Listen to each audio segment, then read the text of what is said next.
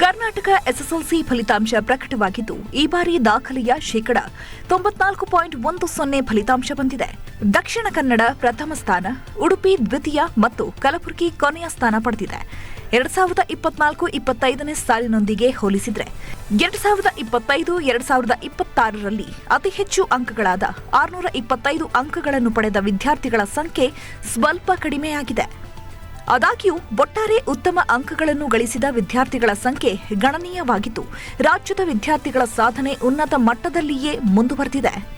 2025-26ನೇ ಸಾಲಿನ ಎಸ್ಎಸ್ಎಲ್ಸಿ ಪರೀಕ್ಷೆಯಲ್ಲಿ ಅಂಕಗಳ ವಿಂಗಡಣೆ ಹೀಗಿದೆ. 625ರಲ್ಲಿ 625 ಅಂಕಗಳನ್ನು 7 ವಿದ್ಯಾರ್ಥಿಗಳು ಪಡೆದಿದ್ದಾರೆ. 624 ಅಂಕಗಳನ್ನು 21 ವಿದ್ಯಾರ್ಥಿಗಳು, 623 ಅಂಕಗಳನ್ನು 28 ವಿದ್ಯಾರ್ಥಿಗಳು, 622 ಅಂಕಗಳನ್ನು 74 ವಿದ್ಯಾರ್ಥಿಗಳು, 621 ಅಂಕಗಳನ್ನು 98 ವಿದ್ಯಾರ್ಥಿಗಳು ಹಾಗೂ 620 ಅಂಕಗಳನ್ನು 150 ವಿದ್ಯಾರ್ಥಿಗಳು ಗಳಿಸಿದ್ದಾರೆ.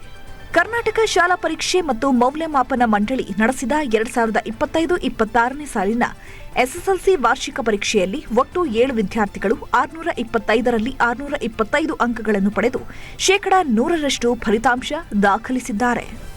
625 ಪಡೆದವರ ಪಟ್ಟಿ. ಈ ಸಾಧನೆ ಮಾಡಿದ ವಿದ್ಯಾರ್ಥಿಗಳಲ್ಲಿ ಚಿಕ್ಕೋಡಿ ಜಿಲ್ಲೆಯ ಅಥಣಿ ತಾಲೂಕಿನ ಕಟಗೇರಿ ಸರ್ಕಾರಿ ಪ್ರೌಢಶಾಲೆಯ ವಿದ್ಯಾರ್ಥಿನಿ ಪ್ರಾರ್ಥನಾ ನಾಗಪ್ಪ, ಉಡುಪಿ ಜಿಲ್ಲೆಯ ಶಂಕರನಾರಾಯಣದ ಮದರ್ ತೆರೆಸಾ ಆಂಗ್ಲ ಮಾಧ್ಯಮ ಶಾಲೆಯ ವಿದ್ಯಾರ್ಥಿ ಪ್ರೀತಂ ಪೂಜಾರಿ, ದಾವಣಗೆರೆ ಜಿಲ್ಲೆಯ ಶ್ರೀ ವಿದ್ಯಾಲಕ್ಷ್ಮಿ ಆಂಗ್ಲ ಮಾಧ್ಯಮ ಶಾಲೆಯ ವಿದ್ಯಾರ್ಥಿ ಭರತ್ ಜಿ, ಚಿಕ್ಕಮಗಳೂರು ಜಿಲ್ಲೆಯ ಸೈಂಟ್ ಮೇರೀಸ್ ಪ್ರೌಢಶಾಲೆಯ ವಿದ್ಯಾರ್ಥಿನಿ ಮೃಂದಾ ಎಂ, ಬೆಂಗಳೂರು ಉತ್ತರ ಜಿಲ್ಲೆಯ ಸದಾಶಿವನಗರದ ಪೂರ್ಣಪ್ರಜ್ಞಾ ಪ್ರೌಢಶಾಲೆಯ ವಿದ್ಯಾರ್ಥಿ ಧನುಷ್ ಸುಧೀರ್, ವಿಜಯಪುರ ಜಿಲ್ಲೆಯ ನಾಗರಬೆತ್ತದ ಆಕ್ಸ್ಫರ್ಡ್ ಆಂಗ್ಲ ಮಾಧ್ಯಮ ಪ್ರೌಢಶಾಲೆಯ ವಿದ್ಯಾರ್ಥಿನಿ ಸೌಜನ್ಯ ಬಸವರಾಜ್ ಹಾಗೂ ರಾಯಚೂರು ಜಿಲ್ಲೆಯ ಮಾನ್ವಿಯ ಬಿವಿಆರ್ ಆಂಗ್ಲ ಮಾಧ್ಯಮ ಪ್ರೌಢಶಾಲೆಯ ವಿದ್ಯಾರ್ಥಿ ಸುಖದೇವ್ ಸೇರಿದ್ದಾರೆ. ಇನ್ನು ವಿದ್ಯಾರ್ಥಿಗಳಲ್ಲಿನ ಸ್ಪರ್ಧಾತ್ಮಕ ಮನೋಭಾವ ಮತ್ತು ಶೈಕ್ಷಣಿಕ ಮಟ್ಟದ ಏರಿಕೆಯನ್ನು ತೋರಿಸುತ್ತೆ. ಒಟ್ಟಿನಲ್ಲಿ ಈ ವರ್ಷದ ಎಸ್ಎಸ್ಎಲ್ಸಿ ಫಲಿತಾಂಶವು ರಾಜ್ಯದ ಶಿಕ್ಷಣ ಕ್ಷೇತ್ರದಲ್ಲಿ ಉತ್ತಮ ಪ್ರಗತಿಯನ್ನು ಪ್ರತಿಬಿಂಬಿಸಿದ್ದು, ಉನ್ನತ ಅಂಕಗಳನ್ನು ಗಳಿಸಿರುವ ವಿದ್ಯಾರ್ಥಿಗಳ ಸಾಧನೆ ಎಲ್ಲರ ಗಮನ ಸೆಳೆಯುತ್ತಿದೆ.